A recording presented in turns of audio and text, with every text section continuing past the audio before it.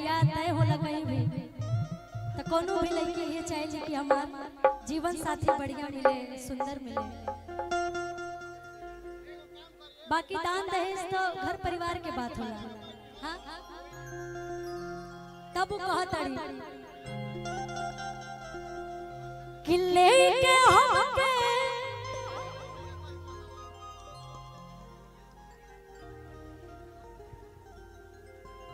कोरावा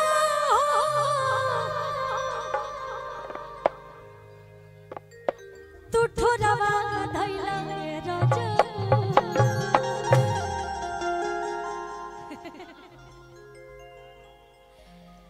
थोड़ा भाव में आइए, थोड़ा आंचल सिर पे ले लीजिए। लगे कि आपकी नई नई शादी हुई है और आपके पति आपको बहुत परेशान कर रहे हैं। शादी हुई है कि नहीं आपकी? अभी नहीं हुई है। कब तक करने का विचार है? कुछ सोचा है मन में? कह रही है सब धोखेबाजी मिल रहे, कहाँ से करें। लेकिन लड़के भी ये सोचने लगे कि सब धोखेबाजी मिल रहे तो सबको कुंवारा रहना पड़ेगा, लड़का को भी और लड़की को भी। ये गलत बात है। सब धोखेबाज नहीं है, सब लड़के भी धोखेबाज, सब लड़कियां भी धोखेबाज नहीं है। लेकिन है कुछ लोग ऐसे, कुछ लोग हैं बस, सब लोग नहीं है।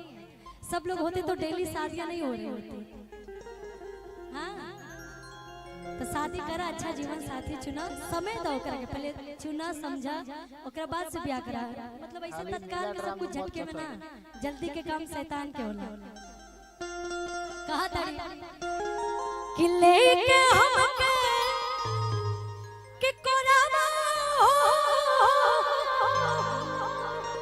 तू ठोरवा धैला राजा कि घोड़ावा में घोड़ावा धैले, घोड़ावा में घोड़ावा धैले, घोड़ावा धैले राजा, घोड़ावा में घोड़ावा धैले, घोड़ावा धैले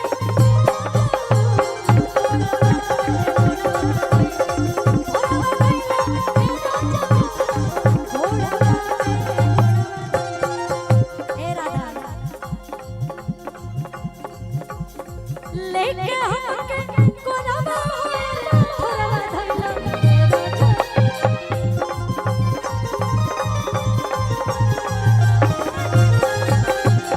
लेके हमके कोरावा कोरावा धैला राजा।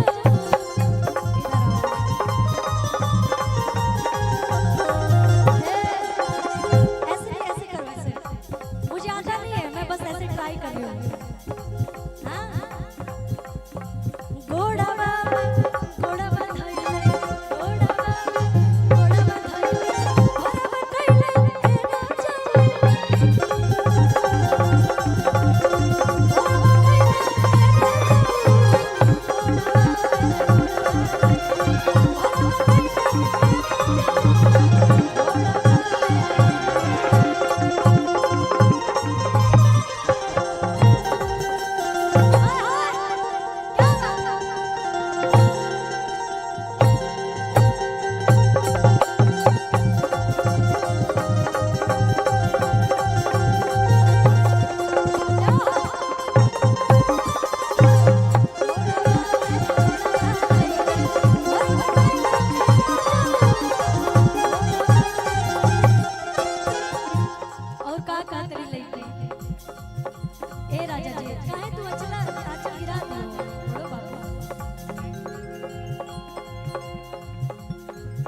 अब तो ऐसे ही बेटी पतोह के सिर पे आंचल नहीं ठहर रहा है। काहे नाम और बसवा रही है। तने घूंघट निकाल बा, कितनी सुंदर लगे, सच में बता रहा, कसम से नजर ना लगे। और कहा कहतड़ी कि लाहे लाहे खेला सब खेल गइला, अभी नया ऑर्डर के बॉर्डर काहे गइला।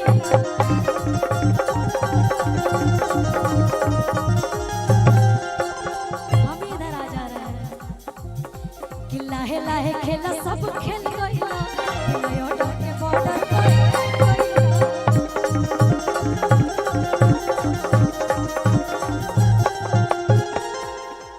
आज सुई में डाले के डोरावा कि अखलो रवा कैला राजा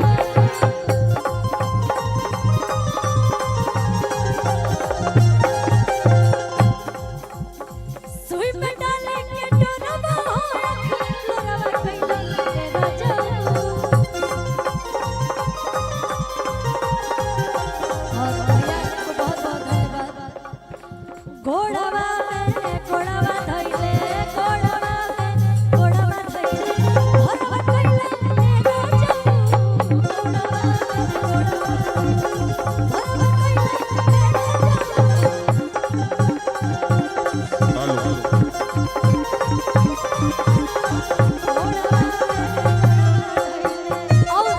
पेट्रोल पंप के मालिक श्रीमान अमरिंदर सिंह जी की तरफ से हजारों रुपया के आशीर्वाद दिया। बहुत बहुत धन्यवाद। एगो गीत हमार गोलू भैया क्या ले जब कटनी होत रहे अभी गेहूं के धान के कटनी हुआ है ना तब ना धान रोपाया है गेहूं के कटनी भइल त एगो गोलू भैया के गीत आई बड़ा हमरा अच्छा लगा कि ये हो भौजी करब ना कटनी ये हो भौजी करब ना कटनी बोला ना सधनिया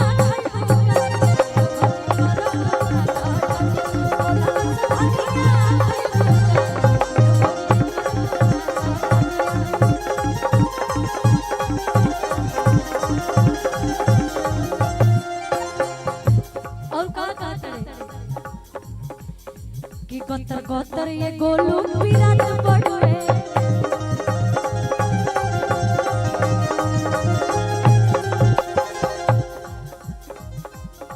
कि सोनू सोंग दिल दर्द ना जात बड़वे